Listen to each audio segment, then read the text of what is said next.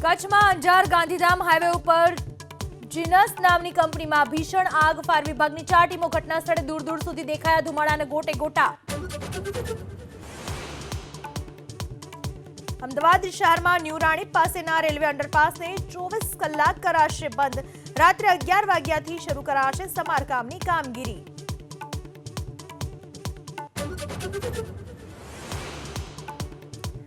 નશાની હાલતમાં વાહન ચાલકે સર્જેલા અકસ્માત મુદ્દે બનાસકાંઠાના 2016ના કિસ્સાને લઈ હાઈકોર્ટનું મહત્વનું અવલોકન.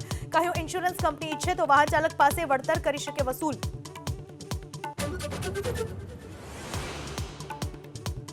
મહેસાણાની અર્બન બેંકના ચેરમેન બન્યા કે પટેલ, તો 17 ડિરેક્ટર્સે G.K. પટેલની જગ્યાએ અનિલ પટેલની વાઇસ ચેરમેન તરીકે કરી નિમણૂક.